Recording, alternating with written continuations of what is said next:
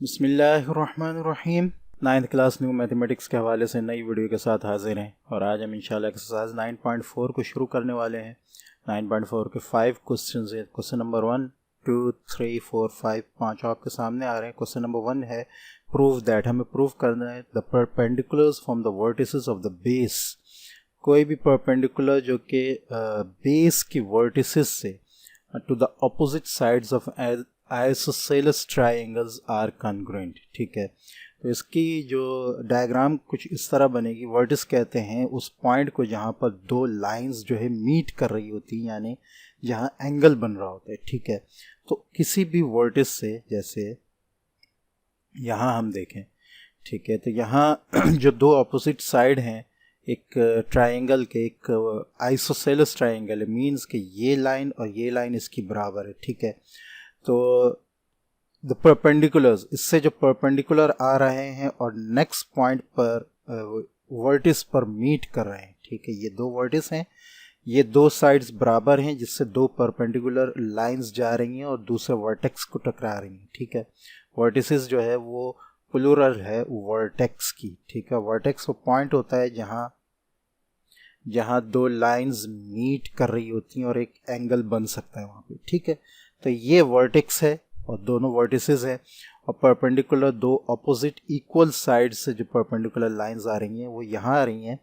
ठीक है, तो base to the opposite side of an isosceles triangles are congruent. ठीक है, तो ये दोनों परपेंडिकुलर, प्रूव ये करना है कि ये दोनों परपेंडिकुलर बराबर होंगे। अब इसको हम जब गिवन और प्रूव में करेंगे तो हमारे पास एक तो ये हो गया कि हमारे पास एक ट्राइंगल है ए बी सी। ठीक है, और उस पर से दो परपेंडिकुलर्स आ रही हैं डी बी, जो परपेंडिकुलर है ए सी पर। ठीक है, अच्छा ये रहा। ठीक है, बी डी परपेंडिकुलर है ए सी पर। ठीक है, और सी ई परपेंडिकुलर है ए बी पर। लेकिन तीन बातें हो जाएंगी। एक तो ट्राइंगल है, ठीक है, ट्राइंगल चूंकि आइसोसेलस है तो ये एंगल और ये एंगल बराबर होगा और ये साइड बराबर होगी। तो एक तो ट्राइंगल हो गया, एंगल ए बी से एंगल ए सी बी के बराबर हो गया, line A B line A C के बराबर होगी। तीसरी चीज उसने कहा दो परपेंडिकुलर हैं, एक परपेंडिकुलर ए सी पर है जिसका हमने नाम बी डी दे दिया, ये आ गया बी डी परपेंडिकुलर है ए सी पर। ठीक है, और दूसरी ए बी पर परपेंडिकुलर है जो दूसरे वर्टेक्स से टकरा रहा है। ठीक है, ये लाइन ई सी है या सी ई है जो ए बी पर परपेंडिकुलर है। प्रूव ये करना है कि ये बी डी सी ई के बराबर है। ठीक है, तो ये आइसोसेलस ट्राइंगल है, ये बात याद रखनी। ठीक है, now in triangle A B C, triangle A B C की अगर हम बात करें, ठीक है, ए बी सी, ठीक है, तो इसमें हमारे पास A B, line A B जो है वो ए सी के बराबर है। ठीक है, angle A B C angle A C B के बराबर है। ठीक है, यानी ये एंगल और ये एंगल पूरा बराबर है। ठीक है, ये तो हो गया। अब हम क्या करेंगे, लेंगे ट्राइंगल ई बी सी और डी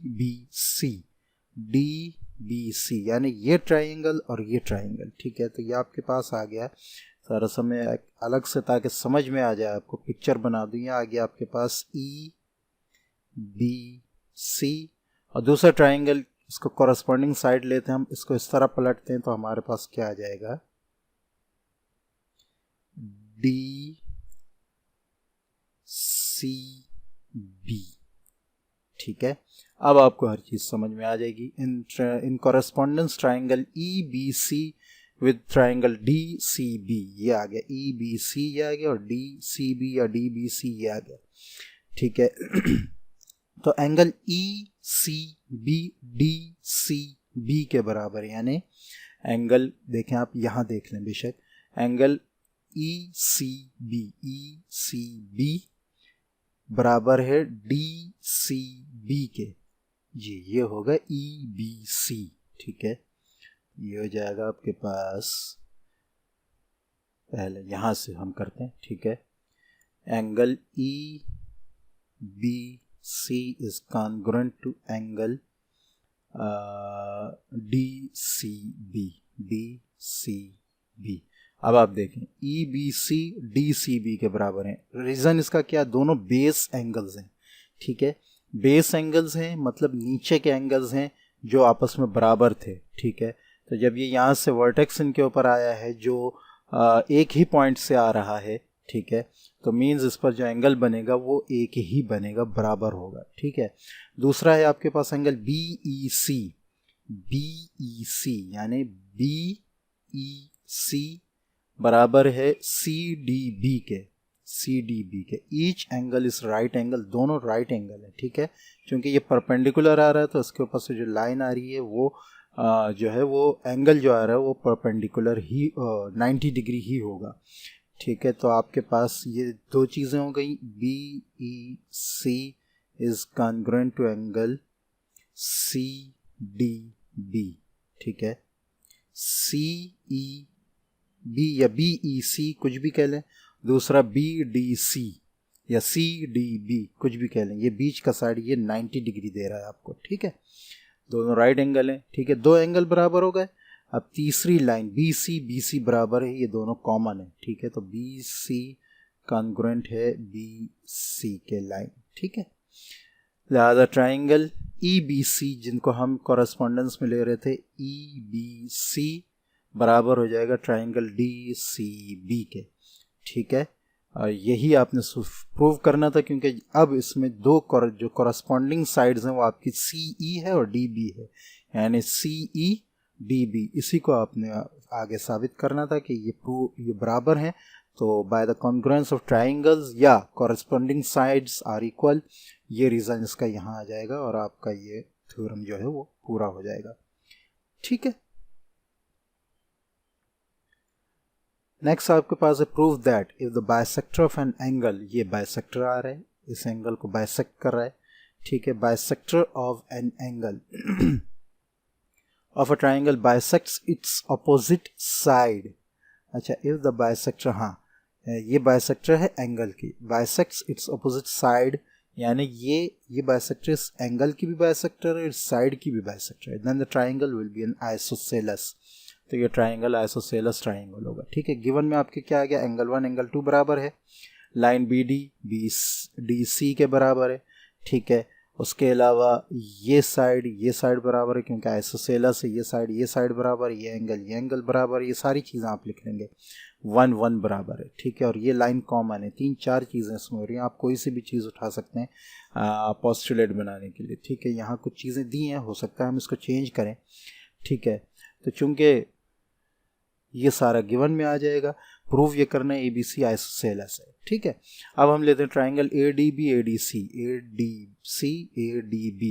ठीक है। एंगल 1 के बराबर है, बहुत आसान है। BD के बराबर है, BD के बराबर, उसकी वजह ये है कि ये इस लाइन को भी बाइसेक्ट कर रहा है, तो ये दोनों बराबर होंगी, ठीक है। बाइसेक्ट का मतलब बराबर हिस्सों में तकसीम कर रहे हैं, तो BD बराबर हो जाएगी, AD के बराबर हो जाएगी क्योंकि कॉमन है, ये है AD, हम AD भी ले सकते हैं। इसके अलावा इस एंगल B और एंगल C भी ले सकते हैं क्योंकि ये आइसोसेलस है, तो ये दोनों एंगल भी बराबर होंगे। बहरहाल कोई भी रीज़न हम ले लें, पोस्टुलेट उसी हिसाब से बनाएंगे। या हमने एक एंगल 2 साइड लिया तो ऐसा पोस्टुलेट होगा, और अगर एक और एंगल ले लेंगे, साइड कम कर देंगे तो हमारे पास AA पोस्टुलेट हो जाएगा, ठीक है। आगे आपके पास आ जाएगा triangle ADB is congruent to triangle ADC, ठीक है। ये सास पोस्टुलेट होगा। जब ये हो जाएगा तो फिर हमें पता चल जाएगा कि AB और AC बराबर हैं, ठीक है, और एंगल C एंगल B के बराबर है, ठीक है।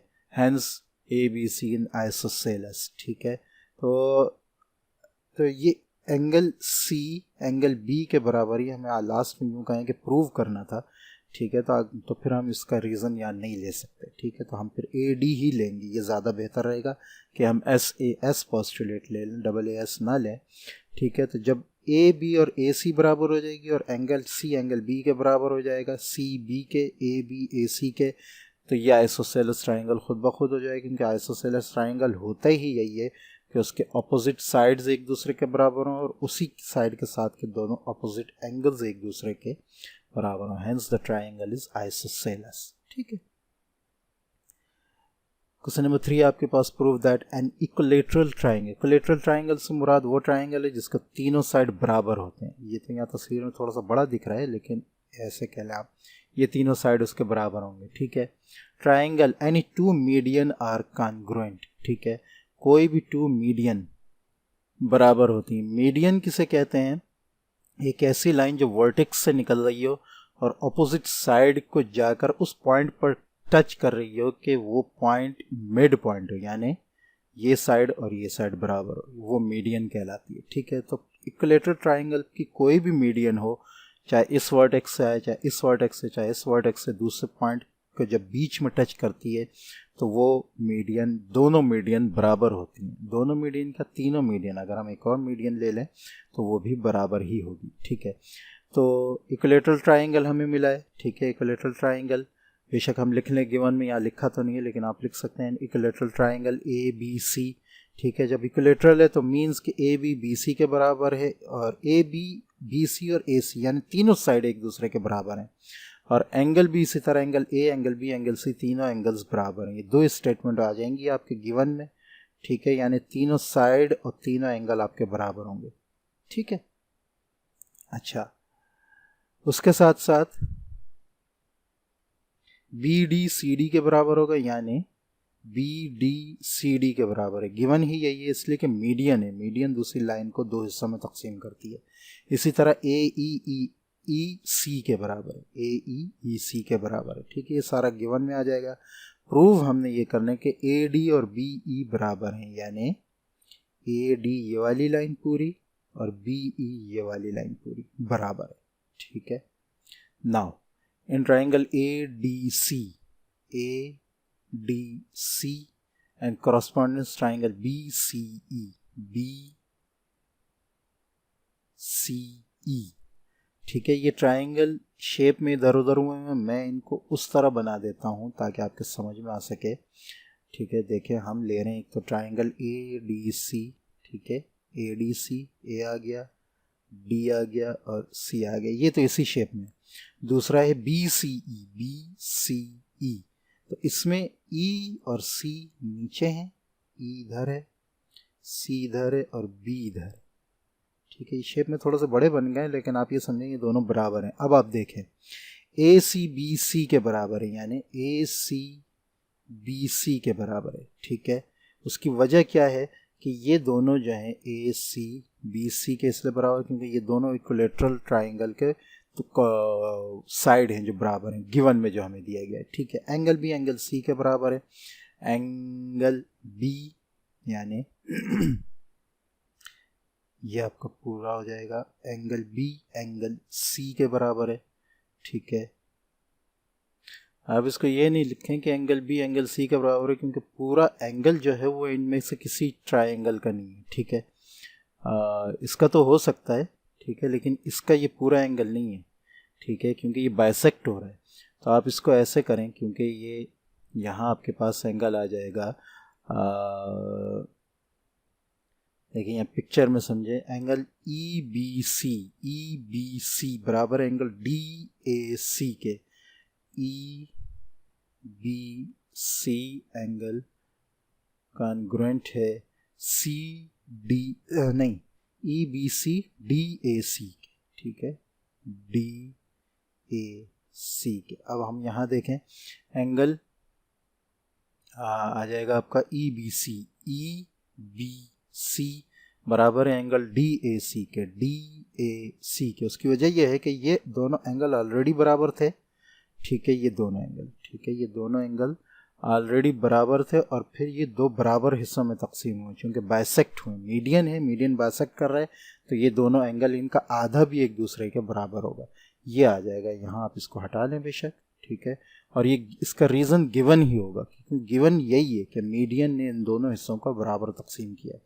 तीसरा आपके पास आ जाएगा डी सी बराबर है ई सी के, डी सी बराबर है ई सी के, यानी डी सी बराबर है ई सी के, इसलिए कि ए डी दोनों का, ए डी और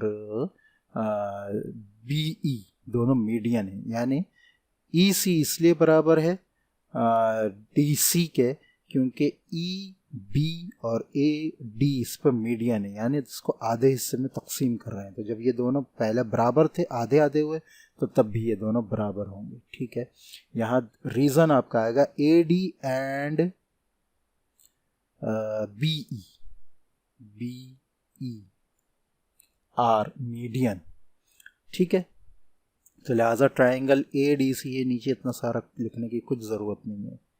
ठीक है, तो ट्राइंगल ए डी सी यानी ए डी सी, ये आ गया ए डी सी बराबर ट्राइंगल बी सी ई के, बी सी ई के। ठीक है, ये वाला ट्राइंगल पूरा। ठीक है, तो अब इसको हम पलट के देखें तो सी बी ई, यानी ये बी ई ही बीच में जो मीडियन थी जिसको हमने बराबर प्रूव करना था ए डी के, ये आ रहा है। ठीक है, तो एक कॉरेस्पॉन्डेंस से, कॉरेस्पॉन्डिंग साइड से ये दोनों बी ई और ए डी बराबर हो जाएंगे। ठीक है, थोड़ा सा चूँकि ट्रायंगल की जो शेप है वो आगे पीछे है, तो लिहाजा थोड़ा सा समझने में ये है, लेकिन अगर आप इस तरह पिक्चर बनाकर आप अपने सामने रखें तो आपको हर चीज़ बिल्कुल वाज़ेह हो जाएगी। ठीक है, नंबर 4 है prove that the median bisecting the base of N isosceles. अच्छा, ये पिक्चर थोड़ी सी साफ नहीं है क्योंकि आइसोसेलस में ये और ये लाइन बराबर होंगी, जबकि यहाँ ये लाइन लंबी दिख रही है। तो हम इसको थोड़ा सा अपने लिए आसानी के साथ बना लेते हैं। ये आ गया, ठीक है, ये आ गया, ये आपका L पॉइंट आ गया, ये R आ गया, ये Q आ गया। ठीक है, ये 1 2 आ गए। ठीक है, और ये P पॉइंट आ गया, इसको हम कट आउट कर देते हैं। ठीक है, अच्छा, prove that the median bisecting the base of N isosceles. एक मीडियन है यानी वर्टेक्स से निकलने वाली लाइन है जो नीचे क्यू आर को बाइसेक्ट कर रही है, नीचे बेस को, एक आइसोसेलस ट्राइंगल के। आइसोसेलस ट्राइंगल से मुराद ये कि ये दोनों साइड, ठीक है, और ये दोनों एंगल बराबर होंगे। Bisect the vertical angle. अच्छा, median bisecting the base of an isosceles triangle bisect the vertical angle and is perpendicular to the base, means कि वो क्यू पी आर एंगल जो है उसको बाइसेक्ट कर रही है, यानी दो हिस्सों में तकसीम कर रही है, और line P L Q R पर परपेंडिकुलर है। ये पूरा आपका गिवन हो जाएगा। ठीक है, तो गिवन में आपके पास आ गया P Q is equal to P R, P Q P R के बराबर है, एंगल क्यू एंगल आर के बराबर, एंगल क्यू एंगल आर के बराबर है, क्यू एल आर एल के बराबर है। ठीक है, क्योंकि ये इसको बाइसेक्ट कर रही है, ये बता रहा है कि इसको बाइसेक्ट कर रहा है, ये गिवन हो गया। प्रूव हमने ये करना है एंगल 1 एंगल 2 के बराबर है, और angle P L Q P L R के बराबर है। ठीक है, P L Q P L R के बराबर है, मीन्स कि ये इस पर perpendicular, P L Q R पर परपेंडिकुलर है। ठीक है, अब हम ले लेते हैं कॉरेस्पॉन्डेंस, पी एल क्यू लेंगे और पी एल आर लेंगे। बहुत आसान है। ठीक है, क्यू एल और क्यू एल अभी मैं इधर देखते ही नहीं, लेकिन फिर भी मैं बता दूं, क्यू एल और क्यू एल बराबर होंगे। ठीक है, एक साइड बराबर हो गया। उसके बाद लाइन पी एल और पी एल बराबर होंगे क्योंकि कॉमन है। ठीक है, अच्छा, उसके साथ साथ पी आर और पी क्यू बराबर होंगे। ठीक है, अब आप देखें, जैसे ये ट्राइंगल है, ठीक है, ये दोनों साइड बराबर हो गई। ठीक है, उसके बाद ये साइड कॉमन होने की वजह से बराबर हो गई, और ये साइड और ये साइड बराबर हो गई। ठीक है, 1 1 2 2 3 3 ऐसा पोस्टुलेट होगा तीनों साइड्स।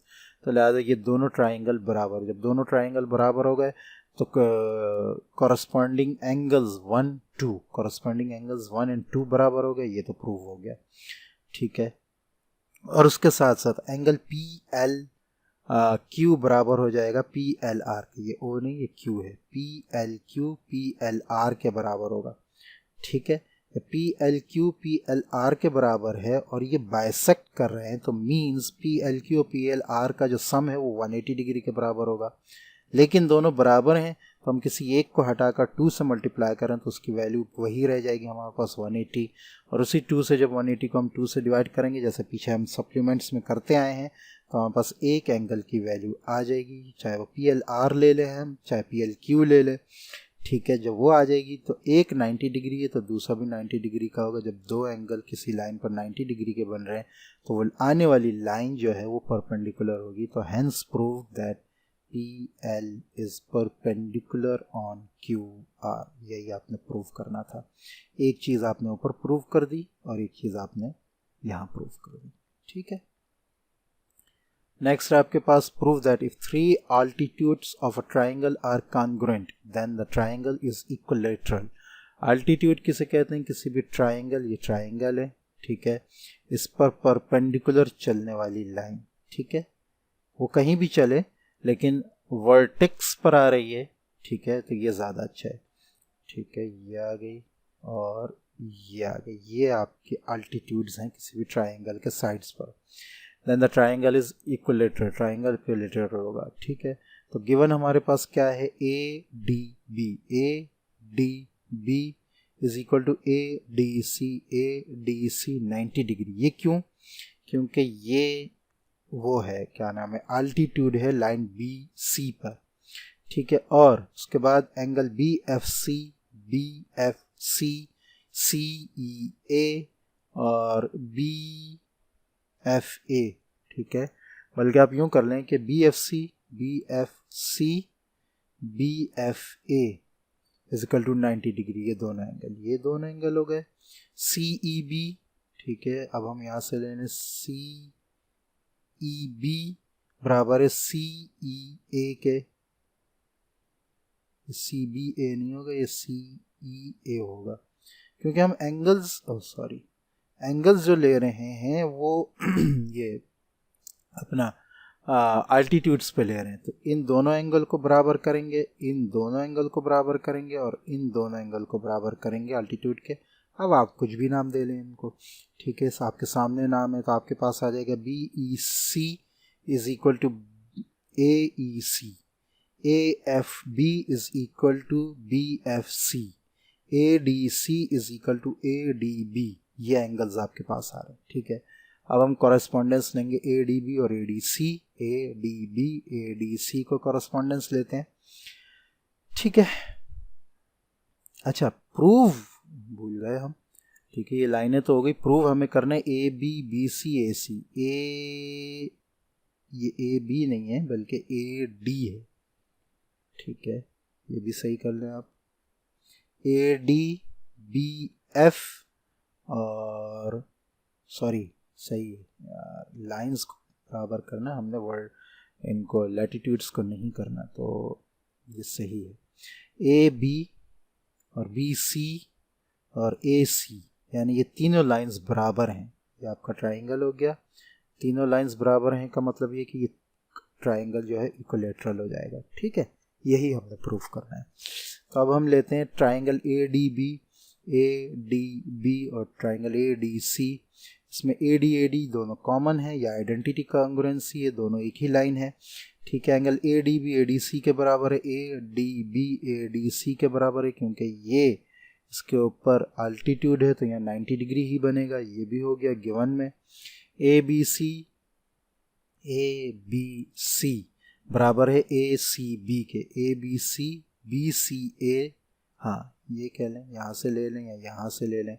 ये दोनों एंगल यानी ये पूरा एंगल और ये पूरा एंगल बराबर है, ठीक, क्योंकि ये कॉरस्पॉन्डिंग एंगल्स हैं, ठीक है। किस लाइन के? जो लाइंस ये बराबर हो रही हैं, ठीक है।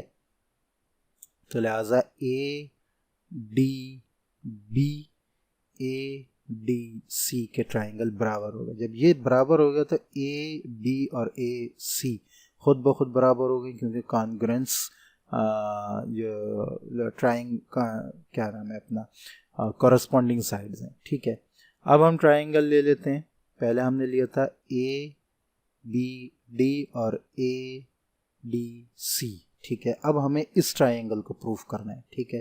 तो इसके साथ हम कोई दूसरा ट्राइंगल ले लें, ठीक है। ये हमारे पास आ जाएगी ट्राइंगल BFC, ठीक है। BFC तो एक ट्राइंगल हम ज़रूर लेंगे क्योंकि अब हमने इस लाइन से बात करनी है, ठीक है। और BFA ये दो ट्राइंगल हम ले लें, तो इसमें कॉमन एक लाइन ये कॉमन हो जाएगी आपकी, ठीक है। अच्छा, उसके बाद आपका ये एंगल और ये एंगल बराबर हो जाएगा जैसे हम ऊपर कर रहे थे, क्योंकि ये दोनों कॉरस्पॉन्डिंग साइड्स हैं, ठीक है। और उसके साथ साथ ये एंगल और ये एंगल, ये दोनों एंगल, ठीक है, यानी BFC और BFA दोनों बराबर हो जाएंगे। ठीक है, तो ये आपका जो है ASA पोस्टुलेट से ये दोनों ट्रायंगल भी बराबर हो जाएंगे। दोनों ट्रायंगल बराबर हो जाएंगे तो इनकी कॉरस्पॉन्डिंग साइड्स AE और BC भी बराबर हो जाएंगे। जब AE और BC बराबर हो जाएंगे तो हम ऊपर प्रूफ करके आए हैं कि AB और BC भी बराबर हो जाएंगे। तो जब ये बराबर हो जाएंगे तो हम ऊपर प्रूफ करके आएंगे कि AB जो है वो AC के भी बराबर है। ठीक है, तो ये तीनों साइड बराबर हो जाएंगे, AB AC और इसके साथ साथ BC ये भी बराबर हो जाएगा। अगर आप तीनों स्टेटमेंट्स को कंपेयर करें, AB AC के बराबर है और AB BC के बराबर है, तो लिहाजा AC BC के बराबर भी होगा और AC BA के यानी AB के भी बराबर होगा। तीनों साइड्स बराबर हो जाएंगे तो ये ट्रायंगल आपका इक्विलेटरल हो जाएगा। तो यहाँ आपने 2 बार कॉरस्पॉन्डेंस लेनी है, एक ही आ जाएगी कॉरस्पॉन्डेंस, एक ही आ जाएगी और बहुत आसान है, आसानी से आपका क्वेश्चन सॉल्व हो जाएगा। थोड़ा सा समझने की ज़रूरत है। अगर पोस्टुलेट्स आपको सही तरीके से याद है तो इंशाल्लाह आपको इसमें कोई मुश्किल पेश नहीं आने वाली। तो ये थी आज की हमारी वीडियो 9.4 एक्सरसाइज की। उम्मीद है कि अच्छी तरह आपको समझ में आई होगी। पोस्टुलेट्स को अच्छी तरह देखें थ्योरम्स को समझने के लिए, उससे रिलेटेड एक्सरसाइजेस को समझने के लिए, ट्रायंगल की कॉन्ग्रुएंसी को साबित करने का सही तरीके से पोस्टुलेट को इस्तेमाल करते हुए समझना सीखें तो इंशाल्लाह थ्योरम्स आपको बिल्कुल खेल और गेम लगेंगे। अस्सलामु अलैकुम व रहमतुल्लाहि व बरकातुहू।